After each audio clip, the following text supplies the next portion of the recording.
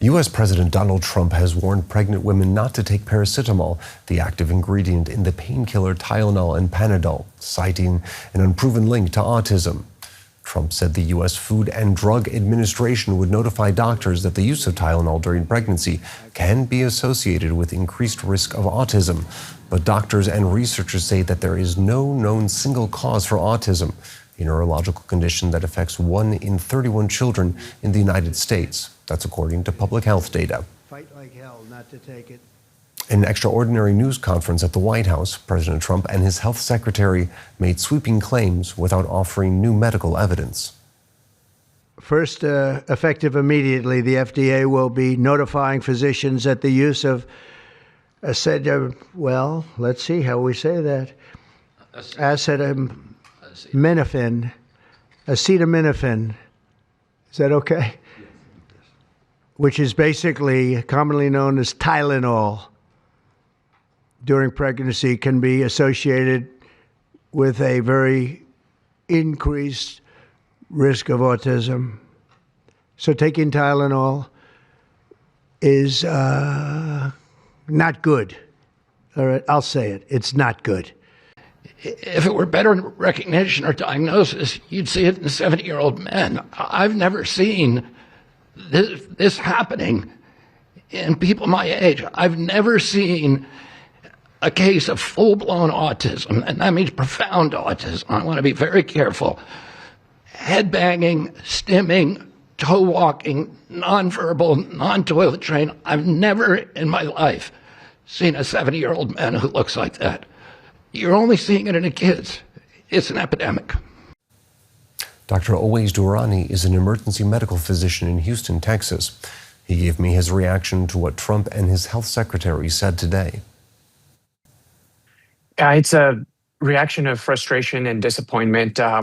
These are institutions, when we think of the HHS or CDC or the health secretary, that, I, as a pre-medical student, medical student, residency, and then as an attending, looked up to for guidance, inspiration, the rigor of their studies. And unfortunately, everything they said today or quoted today or characterized today was simply bad science, or at times very, very reckless. And I'm afraid that's going to lead to a lot of confusion for our patients. It's going to lead to patients not taking certain medications like Tylenol when they need to.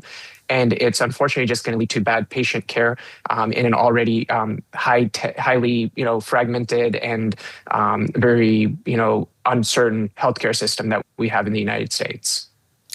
Now, for those who don't know, could you remind us exactly what Tylenol is and if there are any credible links to autism? Yeah, so Tylenol is probably one of the most common medications that I recommend patients take. Pregnant, non-pregnant, children, elderly.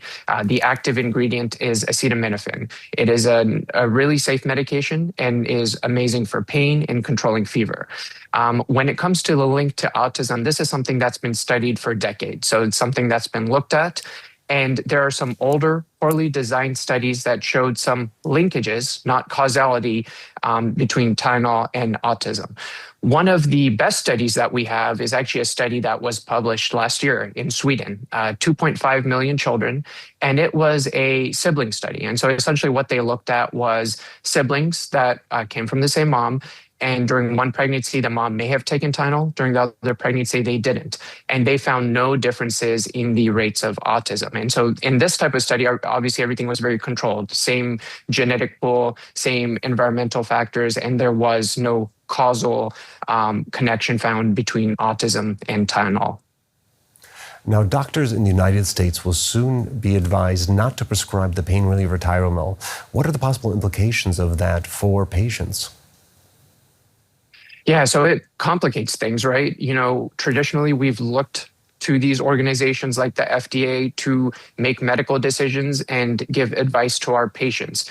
Unfortunately, it looks like we really can't do that anymore. We look now to medical societies, so ACOG, the American College of Obstetrics and Gynecology, or AAP, the Pediatrics Organization, and they are still organizations that are very closely following gold standard science. And so we're going to have to look to them to provide guidance. When it comes to patients, unfortunately, it is going to cause a lot of fear and uncertainty for them. To them, I say, today's announcement had no new information in terms of like a new study that we didn't know about or a new piece of information that was missed.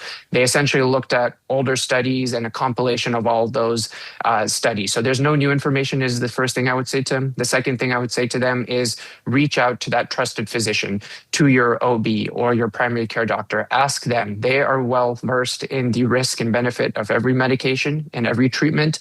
And they're the ones that you have that rapport and trust with, and they will never lead you astray. Now, a final question. Does any of this come as a surprise to you, given Trump's past record on healthcare issues? Unfortunately not. This is something where when he, throughout the pandemic and after the pandemic, when it came to the COVID vaccines, and then when the discussions of him forming his cabinet started and RFK Jr. was floated as the HHS secretary, which ended up happening, we were all very worried that this was the trajectory that we were headed down. He has obviously made many, many past statements with regards to numerous treatments, whether it's, medications or vaccines or other things. And, I wish, and we all kind of gave him that benefit of the doubt that he would follow gold standard science and maybe he would change his tune once he was in office. But unfortunately, that has not happened. And this is essentially the kind of the worst case scenario that we were all fearing. All right. That was ER Dr. Owais Durrani in Houston, Texas. Thank you very much for joining us.